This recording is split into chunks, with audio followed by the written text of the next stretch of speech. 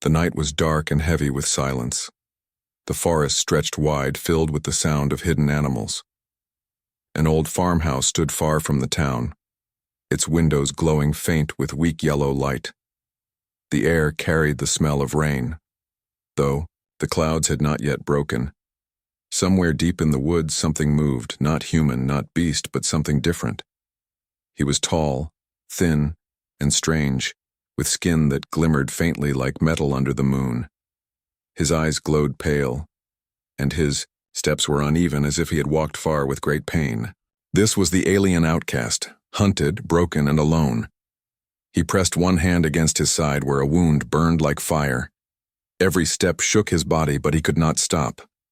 Behind him, in the far distance, strange lights blinked in the sky, red and sharp like watchful eyes.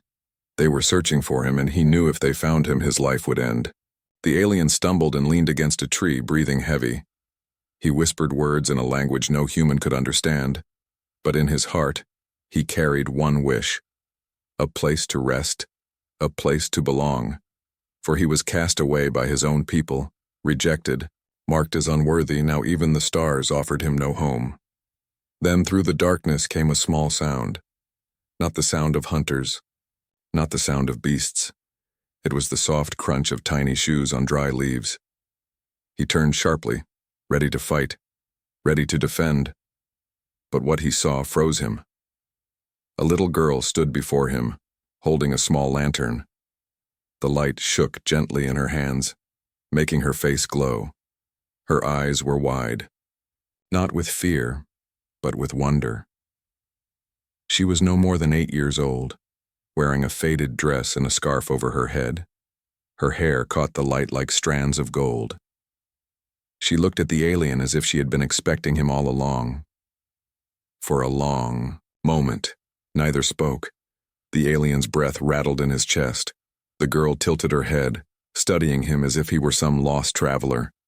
Then she stepped closer, slow, calm, without fear. "You need a home," she whispered, her voice small but steady. The alien blinked, not sure he had understood. "My father needs a bride," she continued, her eyes soft and serious. "I need a mom," she said at last, her voice trembling just a little. "Will you come with me?" The alien could not answer. His throat felt tight. His kind did not believe in family and belonging and love. They had cast him out because he was different. Yet here was a child, offering him what his whole world had denied.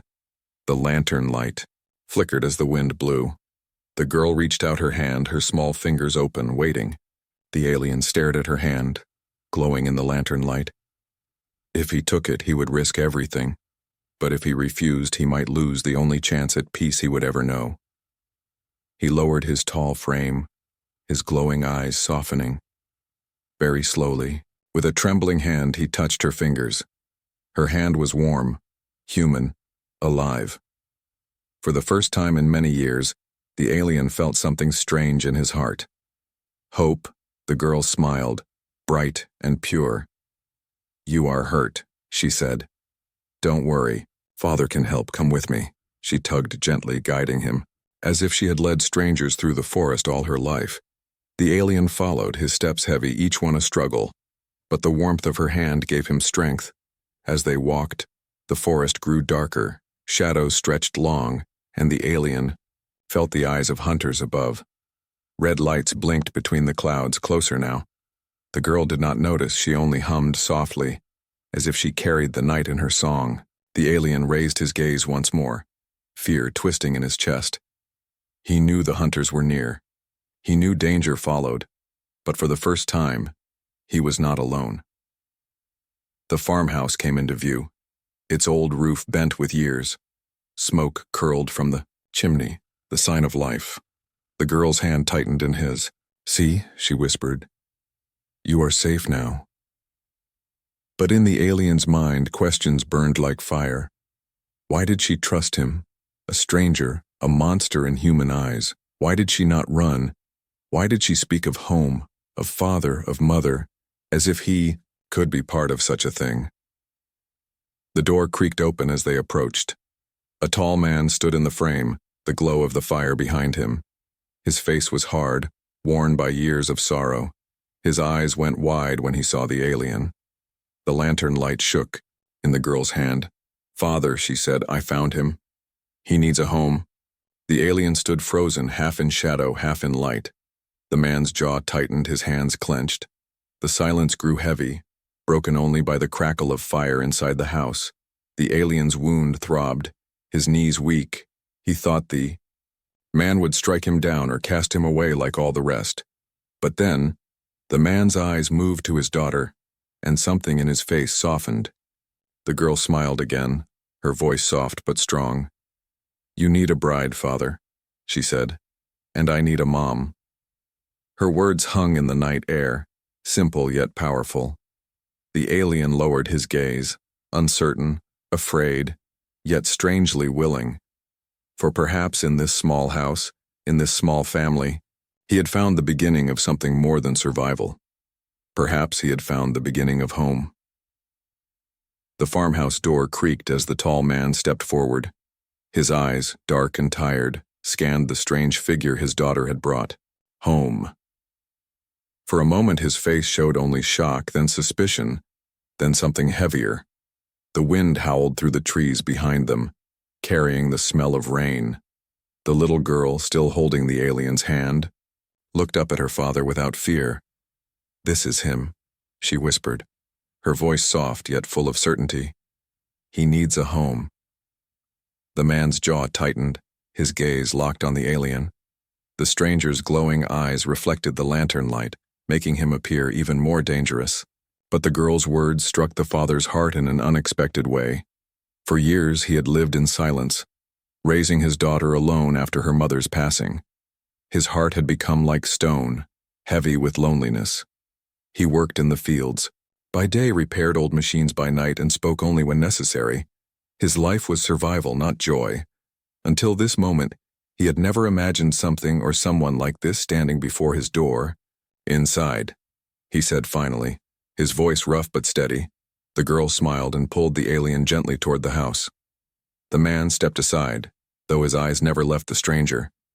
The alien entered carefully, his tall frame bent under the wooden doorway. The warmth of the fire washed over him, filling the air with the smell of burning wood. The girl placed the lantern down on the table, its glow joining the firelight. The alien blinked, his strange eyes moving slowly over the small home. There were shelves lined with books, a table with tools scattered, and 2 chairs by the fire. It was small, old, but alive, and to him it felt strange, almost sacred. The man closed the door. The lock clicking into place, he walked to the table and folded his arms, his shadow stretching long in the firelight. "Who are you?" he demanded, his voice sharp. The alien hesitated, his throat dry. Words in his own tongue rose inside him, but they meant nothing here. So he tried in broken English, his voice deep and uneven. "I am no one," he said slowly. "Outcast," the father frowned, his suspicion growing. His daughter rushed to speak, her hands clutching her dress. "He is hurt, Father," she pleaded. "Please let him stay, just for tonight." The man's gaze softened slightly as he looked at her. He saw the hope in her eyes, the same hope she had carried since her mother's absence. But still, he turned back to the alien, his voice cold. "If you harm her, if you harm this home, you will not leave alive." The alien lowered his head, understanding. "I mean no harm," he said, his voice carrying the weight of truth. "I need rest."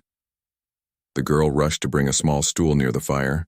She guided the alien to sit, and he lowered himself slowly, his wound aching with every movement. The warmth of the fire touched his skin, easing his pain just slightly. For the first time in many moons, he did not feel the chill of the night pressing against him. The father turned away, busying himself with water and cloth. His hands were rough, scarred from years of hard work. He filled a bowl and brought it near the alien. "Show me," he said firmly. The alien hesitated, then pulled back the strange fabric covering his side. The wound was deep, glowing faint with energy not of this world. The man's eyes widened, But he did not step back. Instead, he pressed the cloth firmly against it. The alien winced, his body tense. The girl flinched, but the father's voice was calm. "Stay still." Minutes passed in silence, broken only by the crackle of the fire. The father worked carefully, cleaning what he could, binding the wound with strips of cloth. He did not ask questions, yet he simply did what needed to be done as he always had. When it was finished, the alien leaned back, weaker but calmer. He looked at the man with strange eyes that carried pain and gratitude at once. "You." "Help," he whispered. The father said nothing, only nodded once. The girl sat close, watching both of them, her heart full. She had not seen her father open his home to anyone since her mother's death. And now, here was a stranger, a dangerous one, yet her father had helped. She smiled, feeling as if something new had begun. Later that night, when the girl had gone to her small room, the father sat across from the alien. The fire burned low, shadows climbing the wooden walls. "You are hunted," the man said quietly, not as a question but as fact. The alien's glowing eyes flickered. "Yes," he replied. "They want me gone." The father studied him for a long time. He saw the truth in those strange eyes, the same truth he carried in himself. Loneliness, exile, the weight of survival. At last he spoke, his voice heavy with warning. "This is not your home, stranger, but my daughter believes you need one." The alien lowered his head, his voice soft. "I do." The father leaned back, his hands rough against the table. His heart warred within him, torn between fear and an unspoken longing. For though he did not admit it, he too had lived years in emptiness. His daughter's words echoed in his mind. "You need a bride. Father, I need a mom." He pushed the thought away, yet it lingered, like the fire smoke that clung to the walls. Outside, the wind carried whispers of danger. Red lights moved faintly in the clouds above. The hunters were drawing closer, but inside the farmhouse, 3 lives sat in the glow of a dying fire. And for the first time in many years, the father felt something stir in his chest. Not fear, not anger, but the fragile spark of change, the beginning of something he did not yet understand. The night grew heavier as the fire burned low. The farmhouse walls creaked in the wind, and outside the forest whispered with strange sounds. The little girl slept peacefully in her small room, clutching her worn blanket close. But her father remained awake, sitting near the fire with the alien. Silence filled the air, broken only by the crackle of wood. The man's eyes stayed sharp, never leaving the stranger. He had bound the wound, but questions pressed against his mind like stones. He wanted answers, yet part of him feared what those answers might be. At last he spoke, his voice steady. "Tell me why you are hunted." The alien's head lifted slowly, his glowing eyes meeting the man's. For a long moment, he said nothing, as if choosing carefully which truth to share. Finally, his deep voice broke the silence. "My people. Call me traitor." The father frowned, his arms folding tightly across his chest. "Why?" he asked, his tone sharp. The alien looked down at the cloth tied around his wound, his voice low. "I would not fight their war." The firelight flickered, throwing shadows across the alien's face. He spoke in broken words, yet his meaning was clear. His kind had demanded blood, violence, and obedience, but he had refused. He had spoken of peace, of choice, of mercy. And for that they cast him out. They sent hunters to erase his name, to erase his life. The father listened in silence, his jaw tight. He had seen war himself long ago. Different worlds, different weapons, but the same cruelty of power. He understood the weight of refusing violence. Yet still, suspicion lingered in his heart. "Why come here?" the father asked, his voice low. The alien lifted his gaze, his glowing eyes, reflecting sorrow. "No place left," he said, "no star, no world, no home." His words hung heavy in the air. As if each carried years of pain, the father leaned back, his chair creaking. He saw the truth now. This was no invader, no conqueror. This was an exile, broken and hunted. And yet a new question burned in his mind. What danger had just entered? His home. At that moment a sound echoed from outside. A faint hum, low and steady, like the buzzing of machines in the sky. The alien's head snapped toward the window, his eyes narrowing. "They are close," he whispered.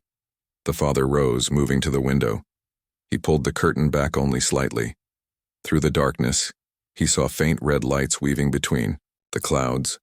Not stars, not planes, but something unnatural. The alien's hunters were searching. The man's chest tightened, fear crawling up his spine. He had allowed a storm into his home. The alien stood, his body tense despite the wound. "They will not stop," he said, his voice sharp. "They will burn this place, kill, destroy, until I am gone." The father turned to him, anger flashing in his eyes. "Then why bring them here?" he hissed. "Why risk my daughter? Why risk everything?" The alien lowered his gaze, shame heavy in his voice. "I did not mean to," he said. "I only followed hope." The silence was broken by the soft creak of a door. The little girl stood at the edge of the room, rubbing her eyes. Her small voice carried through the heavy air. "Are you fighting?" The father froze, his anger fading as he looked at her. Her eyes were wide, not afraid, but sad. She stepped closer, her bare feet quiet against the wooden floor. "He is good," she said firmly, pointing to the alien. "He needs us." The father's heart ached at her words. She had lost so much, yet still she trusted. Still she believed he wanted to protect her, to keep her safe. But deep down he knew she saw something in the alien he could not. Something pure, something true. The alien lowered himself slowly, his tall frame bending, so his eyes met the child's. He placed one hand gently against his chest. "I promise," he whispered, his voice trembling. "I will not bring harm. I will not leave you." The girl smiled, her small hands clutching his. The father looked away, torn between fear and the strange warmth building in his chest. For years his home had been only silence and sorrow. Now in one night it was filled with voices, filled with promises, filled with danger. Outside, the hum grew louder, the red lights drifting lower through the clouds. The alien's hunters were close, too close. The father's jaw tightened, his mind racing. He was no soldier anymore, no hero, no fighter. But if the hunters came for this stranger, they would also come for his daughter. And that he could never allow. He turned back to the alien, his voice hard. "If you stay here, then you fight with us." The alien's glowing eyes burned with determination. "I will," he said, "for once. I fight for family." The words struck the man deep. For years he had told himself he needed nothing, no one. But now, standing in the firelight, with his daughter clutching the alien's hand, he felt something awaken inside him. A truth he had buried long ago. He was not meant to live in loneliness. He was meant to protect, to love, to belong. The night pressed on, the forest alive with the hum of unseen machines. The farmhouse stood as a fragile island in the storm. Inside, 3 souls sat together, bound by fragile trust and unspoken need. Secrets had been revealed. Danger had drawn near. But in the shadow of fear, something new had begun. Not just survival, but family. Morning light slipped through the cracks of the farmhouse window.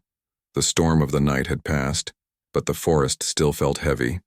The red lights were gone from the sky, leaving only clouds and silence. Inside, the alien sat by the table, his body still weak but calmer. The little girl busied herself with bread and milk, placing them in front of him as if he were family. "Already? Eat," she said, her small voice cheerful. The alien looked down at the food, then at her smiling face. Slowly, carefully, he lifted the bread, his strange hands trembling.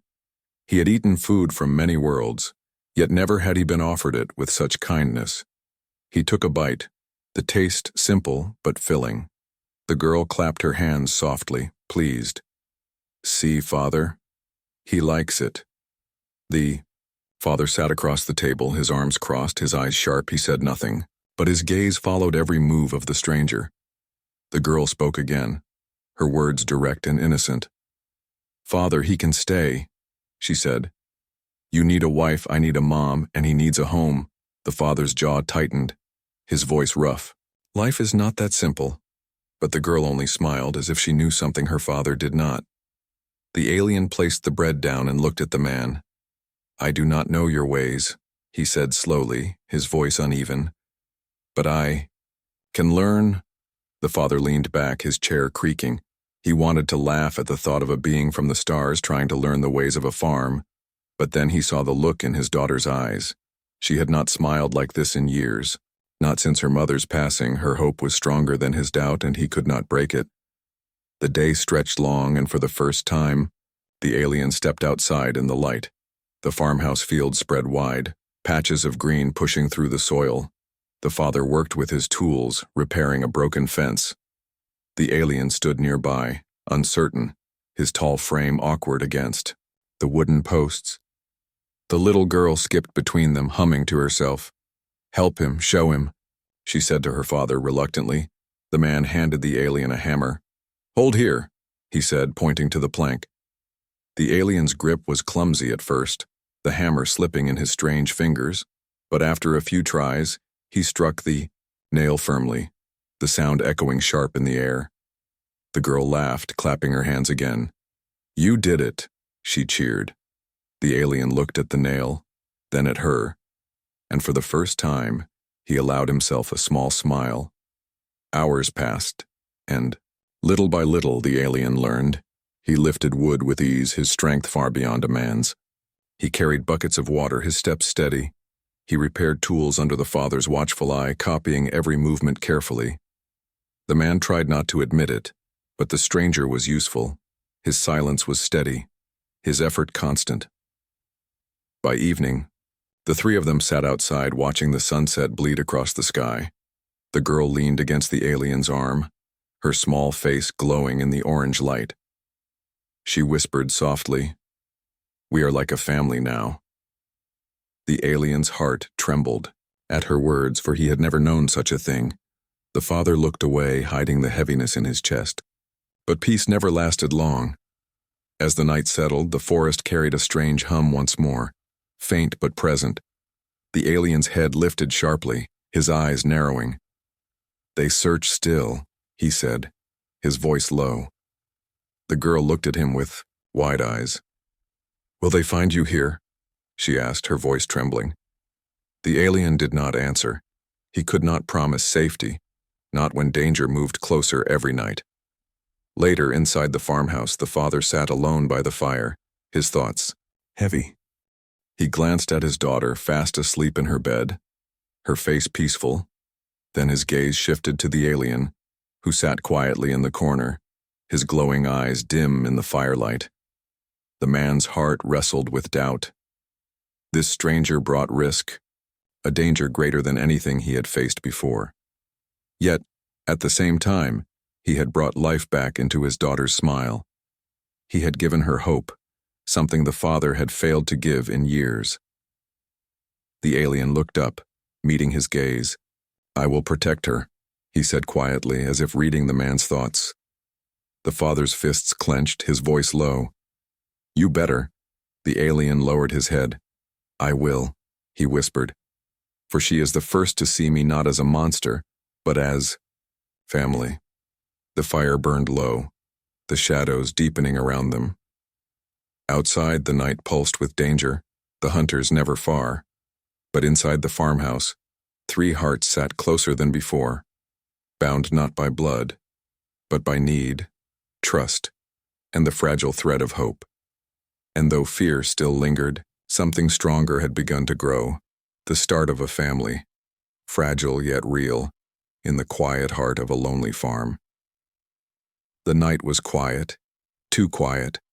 The farmhouse stood in silence, the fire inside burning low. The little girl slept soundly in her bed, her small hands curled around her blanket, but the father did not sleep. He stood near the window, staring into the dark fields, his heart uneasy. The alien sat in the corner of the room, his glowing eyes faint in the shadows. His body was still weak, but his senses were sharp. He felt the air vibrating with a strange hum, faint but rising. He knew what it meant. The hunters were near. The father spoke in a low voice, his eyes still fixed on the darkness. "You feel it too, don't you?" The alien nodded slowly. "They have found my trail." The man's chest tightened, his hand curling into a fist. He thought of his daughter, asleep and innocent. Unaware of the danger moving closer, he turned sharply, his voice hard. "If they come here, they will bring death." The alien lowered his head, guilt heavy in his voice. "I never wanted to bring this upon you." Before the father could reply, the sound came, a deep hum rolling across the fields like thunder. The walls of the farmhouse trembled, the lantern swayed. The girl woke with a start, rushing to the doorway, her eyes wide with fear. "Father, what is that?" The man moved to her quickly, pulling her close. "Stay behind me," he said firmly. But she looked past him at the alien, her voice trembling. "They are here for him, aren't they?" The alien rose to his feet, his tall frame casting a long shadow across the room. His glowing eyes burned with sorrow. "Yes," he whispered. "They want me dead." The little girl shook her head, tears forming in her eyes. "No, they can't take you. You are family now." Her small voice shook with desperation. The alien knelt down to her level, his hand trembling as he touched her shoulder gently.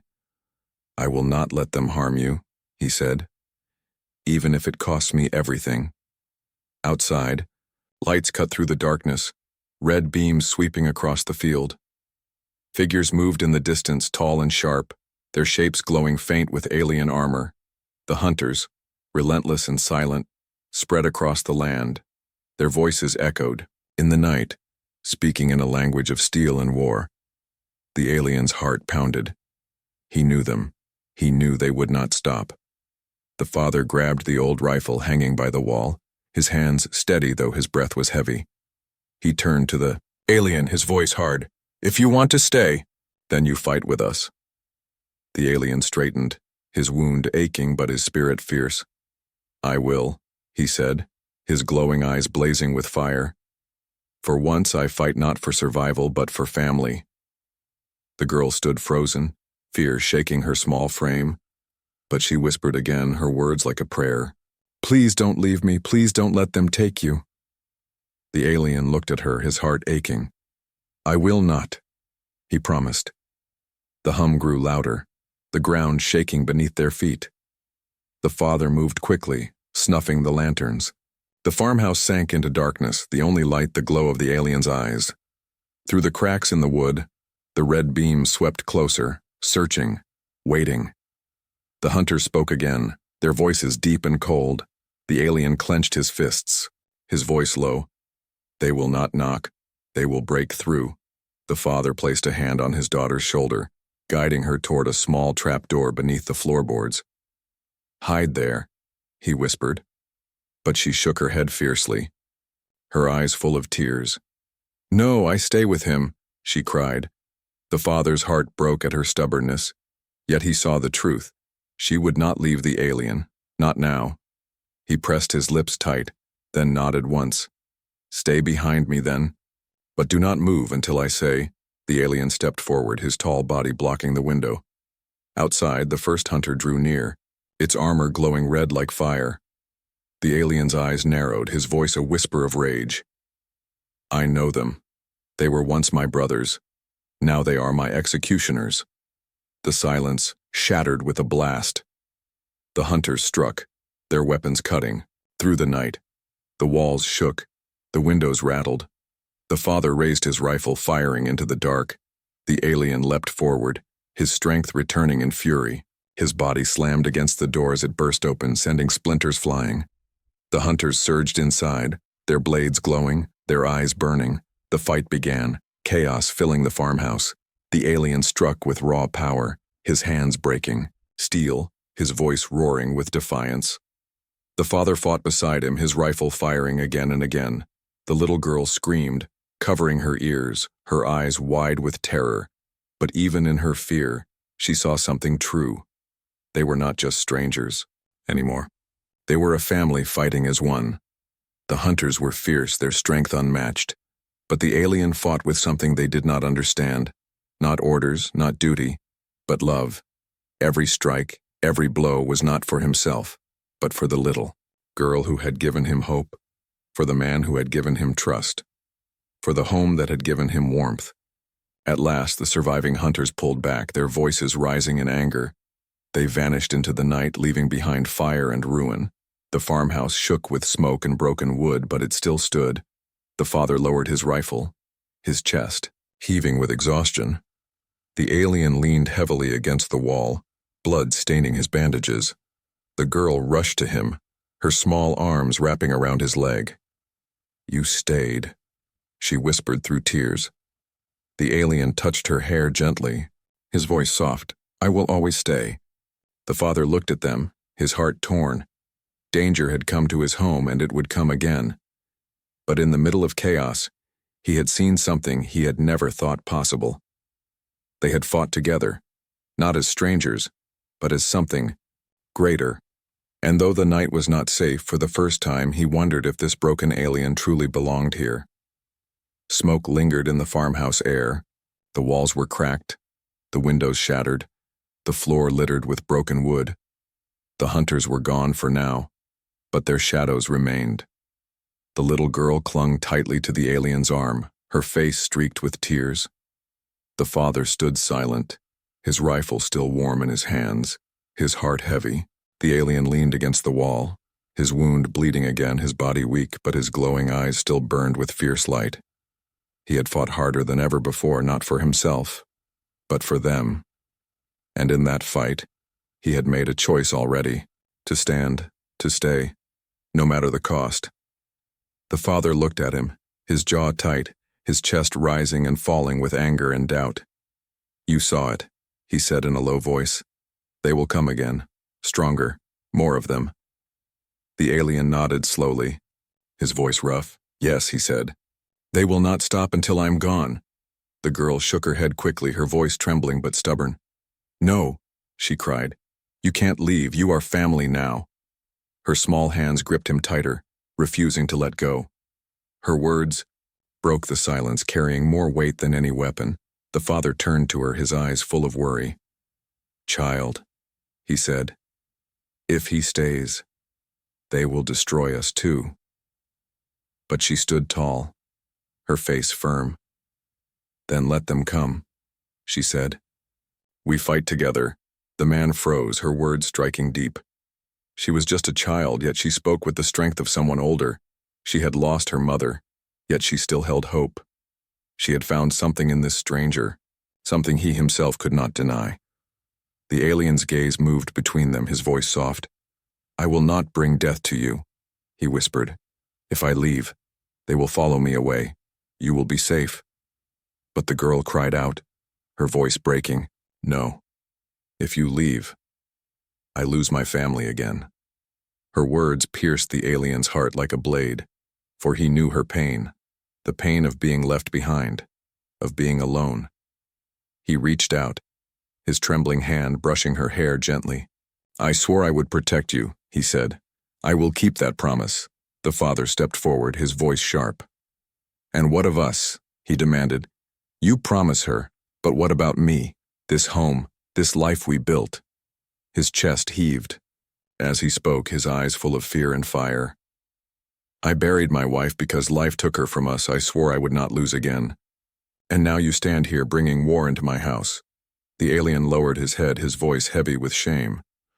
"I did not choose this war," he said. "I chose peace, and for that they call me traitor." He looked up again, his eyes glowing, bright. "But I will not run anymore." The father stared at him, silent. In that moment he saw the truth.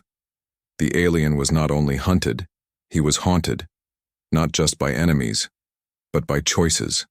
The choice to fight, the choice to belong, the choice to stay. Outside, the night was restless, the hum of hunters faint but returning. They had not gone far. They circled, waiting for the next strike. The father's grip tightened on his rifle. The alien's fists clenched, his body tense despite the pain. The girl stood between them, her eyes full of fire. "You are both my family," she whispered. "You must stand together." The alien looked at the father, his voice steady now. "If you let me stay, I fight for this house as if it were my own." The father's eyes narrowed. "And if I don't?" The alien's voice broke with sorrow. "Then I leave and they kill me before dawn." The silence grew heavy. The father's chest ached, his mind torn in two. Let the alien stay and risk his daughter's life. Send him away and break her heart forever. His eyes moved to his daughter, her face pale but strong. He thought of her smile, her laughter, her hope that had returned. Only when this stranger walked through their door at last, the man lowered his rifle, his voice rough. "If you stay, then you are no stranger," he said slowly. "You are part of this family, and family does not run." The alien's chest trembled, his glowing eyes softening. He bowed his head, a whisper leaving his lips. "Then I stay." The girl rushed forward, wrapping her arms around both of them. Her tears fell, but they were tears of relief. "Now, we are strong," she whispered. "Now they cannot break us." The fire burned low, the shadows thick against the farmhouse walls. Outside, the hunters prepared for war, their machines humming like thunder. But inside, a choice had been made. A family had been forged not by blood, but by trust, sacrifice, and love. The alien was no longer alone. The father was no longer empty, the girl was no longer lost, and though danger pressed close, they would face it together. For family was worth the fight. And tonight, in the heart of the farmhouse, they chose not to run, but to stand. The first light of dawn broke across the horizon. The farmhouse stood battered but unbroken, its walls scarred from battle, its windows cracked. The fields around it were silent, smoke rising in thin lines where the hunters had fallen. The night had been long, filled with fire and fear, but now it was morning, and morning carried hope. Inside, the father sat by the table, his rifle resting at his side. His face was tired, his eyes heavy. But there was something new in his gaze, something softer, something steadier. The little girl stirred awake on the couch, her hair tangled, her face smudged with soot. Yet when she saw the alien standing near the door, she smiled. "You stayed?" she whispered, her voice weak but full of joy. The alien turned, his tall frame glowing faintly in the morning light. His wounds were many, his body weary, but his heart carried a new strength.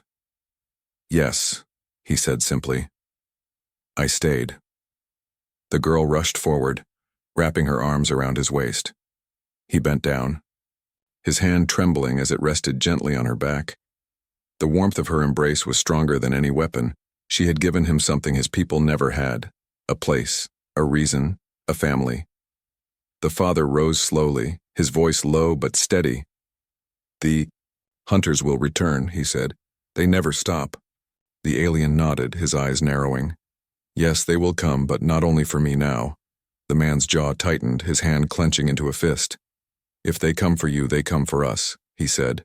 "And if they come for us, they will learn we are not weak." The alien's gaze met his, and for the first time there was no distance between them.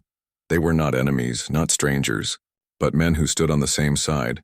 The little girl looked up at them both, her voice soft but certain. "Then we are a family," she said.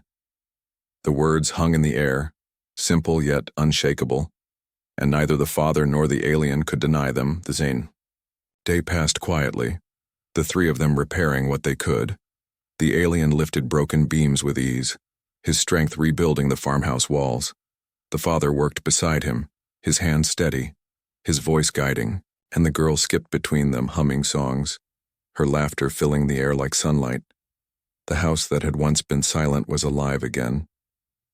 But as night approached, the forest whispered with uneasy sounds. Birds fled the trees. The air grew heavy. The alien stepped outside, his eyes scanning the sky. Above the clouds, faint red lights blinked once more. He knew what they meant. The hunters were regrouping. This was not the end. It was only the beginning. He returned inside, his face solemn but calm. "They will return," he said. "More will come. Stronger, endless." The girl looked up, her eyes wide. "But you will be here, right?" she asked. The alien knelt before her, his glowing eyes softening.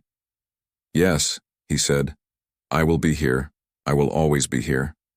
The father placed a hand on the alien's shoulder, his voice deep and firm. "Then we prepare," he said. "This house will not fall. This family will not break." The alien nodded, a spark of fire in his chest. For the first time, he did not feel like an exile. He felt like a protector, a father, a man who belonged. That night, the three of them sat together by the fire. The girl leaned against the alien's arm, her eyes closing as she drifted into sleep. The father sat, across from him, silent but thoughtful. The alien looked at them both, his heart full. He had lived through battles, betrayals, endless wandering. But here, in this small farmhouse, he had found more than survival. He had found purpose. The fire cracked softly, the shadows dancing across the walls. The father broke the silence, his voice steady.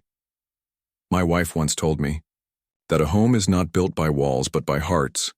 He looked at the alien, his eyes serious. "You may not be of this world, but my daughter is right. You are part of this home now." The alien's chest tightened, his voice barely a whisper. "Home," he repeated, as if testing the word. "Yes," the father said. "Home." Outside, the hunters gathered in the distance, their machines humming like thunder across the night sky. They waited, they planned, they prepared for war. But inside the farmhouse, something stronger than fear burned, a bond that no blade could cut, no army could crush, a bond of family. The little girl stirred in her sleep, her lips moving softly. "You need a home," she whispered, her voice like a dream. "My father needs a bride, I need a mom." Her words hung in the stillness, carrying across the room like a promise. The alien closed his eyes, his heart heavy, yet full. For the first time in his life, he believed her. Dawn would come again. The hunters would return. The war was far from over. But the alien no longer walked alone. He had a home, a father beside him, a child who called him family. And together they would face whatever came. The story was not ending. It was only beginning. A new beginning written not in blood, but in hope, not in exile, but in belonging, not in fear, but in love, and in the small farmhouse at the edge of the forest. An alien outcast finally whispered the truth he had long buried. "I am not alone anymore."